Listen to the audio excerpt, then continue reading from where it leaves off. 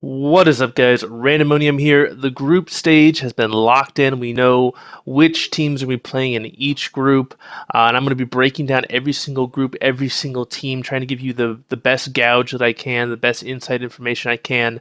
Kind of as a disclaimer, I think that everybody who has made a video or made a post on this topic is kind of biased, myself included. Obviously, I'm an NA fan.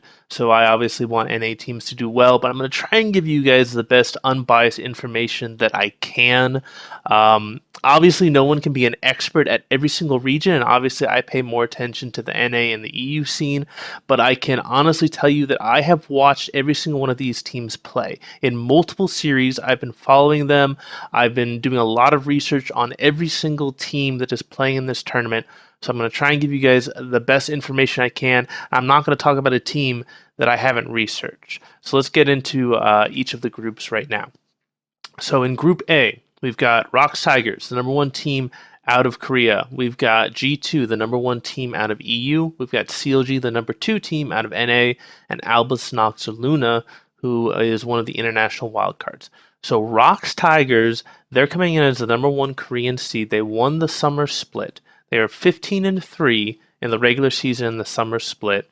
And something that is very interesting is that the three series that they lost, two of them were to SKT. They went 0-2 against SKT, and then they lost one of their matches against Samsung Galaxy. So it's kind of interesting that the other two Korean teams that are in this tournament, those are the only teams that have beaten ROX Tigers in the summer split.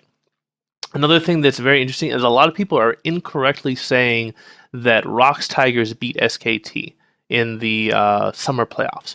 They actually never played each other in the summer playoffs. SKT lost to KT Rolster in the semifinals, and then ROX Tigers beat KT Rolster in the finals. So ROX Tigers have actually not beaten SKT. And actually, last season in the World Championships, it was the Tigers versus SKT in the finals of the World Championships, and SKT beat the Tigers again. So ROX Tigers is still kind of struggling, and their kryptonite seems to be SKT, so that might come into play later on in the knockout stage. But I definitely think that ROX Tigers is deserving of that number one seed from Korea. They definitely played very well in the summer split, and they've got a completely stacked team. G2 Esports, obviously the number one team in Europe, won the spring split, won the summer split, did not drop a single series to any team in the summer split. They tied a couple of series, but they didn't lose a single series, which is very impressive. Definitely improved their roster since the spring split and MSI, where they had a very poor showing. They picked up, Sven and Mithy in the bot lane. They've also got XPEC now in the top lane. So incredibly strong team. I think that they're gonna do quite well as long as they don't choke under the pressure. CLG had an amazing spring split performance. Did fantastic at MSI. Exceeded all expectations at MSI. Got second place, and they still got the same team that they had in the spring split, but in the summer split they didn't look very good. They kind of fell off, and a lot of different people have a lot of different theories on why that happened. I personally think it's because the schedule did not give them any time off. I mean, you literally go from spring split, MSI, summer split with no downtime. And if you study a lot of the psychology behind sports and esports, you can't be at your peak forever, right? You're gonna have ups and downs in your team, and I think that CLG, they peaked for MSI and then they slumped in the summer split, and they've just been having a lot of difficulty recovering and being able to work back up to peaking again because they didn't get a break. It's like having a fighter fight every single week, for months and months on end. You're not gonna be able to maintain that high standard. So it's gonna be interesting to see if this boot camp, this time off, allows CLG to recharge their batteries and have a much better showing than they had in the summer split. Final team in Pool A is Albus Nox Luna, one of the international wildcards. Unfortunately, the international wildcard teams, they still don't look quite as good as the top teams from the other regions. I would definitely say that like they're catching up. Like they look like they're kind of a middle tier NA or EU team, but they're not to the same level as the top tier like NA or EU teams. Moving on to Group B. So we've got Flash Wolves, which is the number one seed from the LMS. They got a Pool 1 spot because they outperformed G2 at MSI. So G2 moved down to a Pool 2 spot, and then Flash Wolves moved up to a Pool 1 spot. So Flash Wolves, they went 10-3 and 1 in the LMS, so they have a very similar system to EU in the way that they score the matches. And they're pretty much the identical team that we saw at MSI and we also saw at the 2015 World Championship, where they were able to get out of the group stage but wound up losing in the first round to Fnatic. So the big thing about the Flash Wolves is they're known as the Korean Killers. They were able to 2-0 SKT at MSI, and they were able to 2-0 Ku Tigers before they were the Rocks Tigers in the 2015 World Championship in the group stage. So Flash Wolves is known as performing very well against Korean teams, but they actually do poorly against NA and EU teams, which is kind of very ironic. Next, we got SKT, which I think everybody knows that team. They're the most famous team in the world. Season 3 and Season 5 World Championships. They won MSI. They won the spring split for Korea. They wound up losing in the semifinals to KT Rolster for the summer split. They had a 13-5 regular season in the summer split, so not an amazing regular season. They definitely have not looked as good as they have in the past, and that's mainly has to do with a lot of the struggles they've been having in the jungle between Blank and Bengi. But they still got Faker. They still got, Bang and Wolf, and they've got Duke in the top lane. So they're still a fantastic team, and I don't think we should look past them at all. They're still phenomenal. They're still a world-class team. Next up, we've got IMA. This is kind of a Cinderella story. So IMA was formerly known as Edward Esports. They were kind of the challenger equivalent of Edward Gaming in the LPL. And they actually qualified for the LPL in the summer split. So they went from the summer split, newly qualified team, made it to the playoffs, upset some teams in the playoffs, went to the regional qualifier, upset some teams in the regional qualifier, and qualified for Worlds in their first split as an LPL team. That's absolutely fantastic. It's kind of very similar to like the Splice story, where Splice, was in relegations and they surged back and they were able to make it all the way through the regional qualifiers. So definitely a Cinderella story for IMA, but they don't have the same top tier talent as a lot of the other teams that are in this tournament. So it's really going to be a question of whether, the clock strikes midnight for IMA in this group stage, because they definitely have some difficult competition.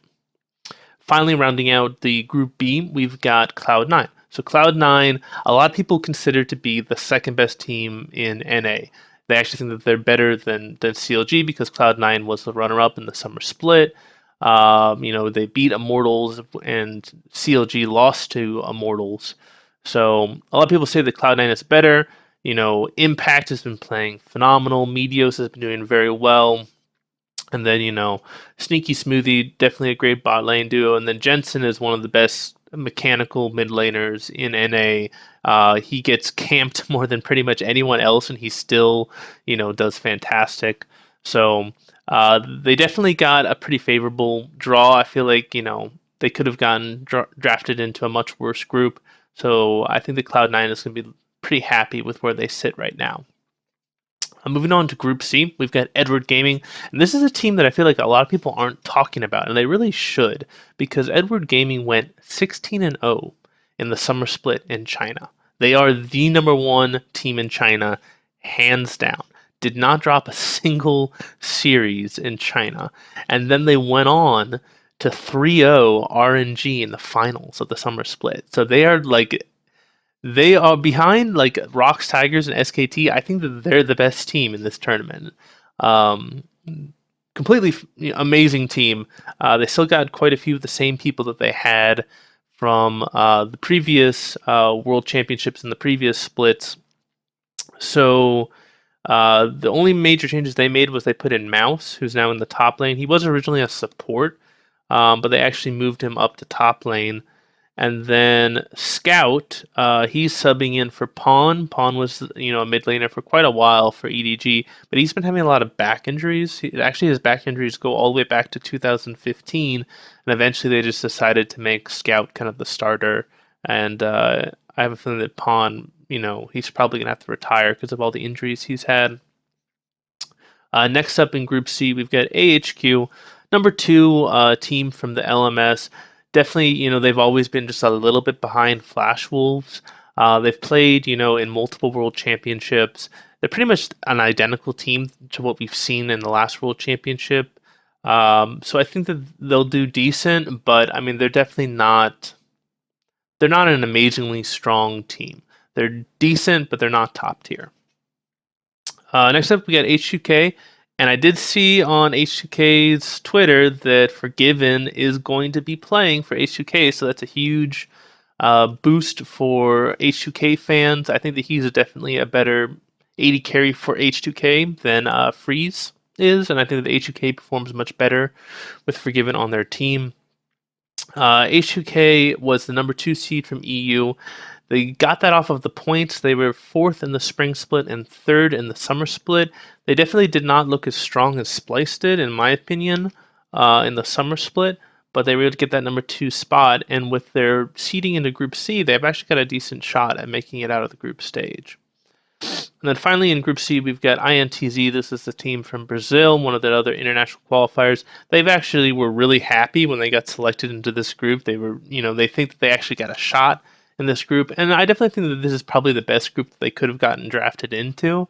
But I mean, EDG, AHQ, H2K, they're no slouches, and I don't think that this is going to be the year that an international wildcard team makes it out of the group stage. So finally, we've got Group D, which has been called the Group of Death. And I definitely have to agree, all of these teams are fantastic. I don't want to put, if I could take all 4 of these teams out of the group stage, I would. But I can't. Only 2 of them are going to make it. So we got TSM. Obviously, everybody knows TSM. They had their most dominant split. They went 17-1 in the summer split. They just steamrolled pretty much everybody through the playoffs, played fantastic. They really kind of adopted this, this whole lifestyle revolving around League of Legends. Like, their diet is controlled, their sleep schedule is controlled, their workout schedule is controlled. They've got, psychologists that are on the roster that are helping them, very much like the Olympic athletes get, have sports psychologists, which, study the science of, peaking at the right time and nutrition and sleep and everything else. So I think that they are the NA's best shot at, doing well in this tournament, because they have put in the time, they've put in the effort, but they've been put into a very difficult group. They've got to make it out of this group if they're going to have a shot against the better Korean and Chinese teams that are in the other groups. Next up, we got Royal Never Give Up. This is the number 2 team for China. They went 13-3 in the summer split. They actually struggled against IMA, and then they got completely destroyed against EDG. And then they actually seems like they've kind of fallen off a bit. Like they looked really great at MSI. They were 8-2 in MSI. They were like the number 1 seed coming out of the group stage at MSI. And then they just haven't looked quite as good since then. So it's going to be interesting to see if they can kind of get their mojo back and come back strong in the group stage at Worlds. Next team is Samsung Galaxy. So this is the same organization that won the Season 4 World Championship with Samsung White. Completely different team, though. Completely different players on it, but same organization. They actually upset KT Rolster in the regional qualifier to be able to qualify for Worlds. They're definitely kind of an unpredictable team, but people are saying a lot of really great things about this team, who are very intimately knowledgeable about the Korean scene. I mean, I keep hearing just fantastic things about Crown. Everybody says that Crown is like one of the most mechanically gifted players in the world. Like that he's, on the same level as Faker when it comes to the mid lane. So I'm very interested to see how Samsung Galaxy performs. So the number 3 seed from Korea, but that doesn't mean that they're not a fantastic team. And the final team we've got in Group D is Splice, and this is a great team. Like I really love Splice as a team. However, they had a horrible, horrible draft. I think that they'll be able to match up pretty well in some of the games, and actually, Splice may decide who doesn't make it out of groups. Like if one of these other teams drops a game to Splice, they might not. That might be the deciding factor on which team gets second place and which team gets third place. So next I'm going to show you guys kind of the general consensus that I think that most people have on how the group stage is going to go. This is how I think is probably the greatest likelihood of happening. This is not necessarily what I want to happen, but if you look at all of the, the analysts and all the other people who are in the know when it comes to esports, this is kind of give or take 1 or 2 picks. This is the general consensus for how they think the group stage is going to go. So we've got in Group A, we think Rox Tiger and G2 are going to advance. CLG will probably get third place, though if they play as good as they did at MSI, they've got a shot against G2. In Group B, we've got SKT is going to take the number 1 spot, and then it's definitely a toss-up between Cloud9 and Flash Wolves. I actually think that Cloud9 matches up really well against Flash Wolves, and a lot of other people tend to agree with that. So a lot of people are saying that Cloud9 will beat Flash Wolves and be able to get that number 3 or number 2 spot and get out of the group stage. Some people say that IMA is going to do pretty well. I don't think they will. I think it's too much to ask for them to go from barely qualifying to barely making it out of the regionals to saying that they're going to make it out of groups. It's just too much in their first year. I think it's fantastic they made it to Worlds, but they're not going to make it out of the group stage this year. Group C, I think there's no doubt that Edward Gaming is going to breeze through this group. I would be surprised if they lost any games in this group. And then it's really kind of a toss-up between H2K and AHQ. And I think that H2K, with Forgiven, will beat AHQ. If Forgiven doesn't play for some reason, then I think AHQ might have the edge. But as long as Forgiven's playing, I think H2K will barely beat them. And actually INTZ, if INTZ takes a game off of one of those 2 teams, they might decide who gets third place and who gets second. And then finally, for Group D, a lot of people are saying TSM, number 1. And I really think that TSM, they have to get number 1. If they don't get number 1 in the group stage, then they don't have a shot in the knockout stage. So I do think that TSM will get number 1. I think the home field advantage is going to really help TSM, especially since everybody chants TSM at NA games, even if TSM isn't playing. So I think they're going to feed off that energy, and they're going to have a fantastic group stage. And then it's a really tough choice between Samsung Galaxy and RNG on who's going to get that second spot. RNG, I feel like on paper, they've got heavier hitters than Galaxy, but Galaxy is just like this wild card that's been playing really well, while RNG has not been playing very consistent. They look like they've definitely, they're not playing as well as they did at MSI and in the spring split. So it looks like they've already peaked, while Samsung Galaxy is on the rise.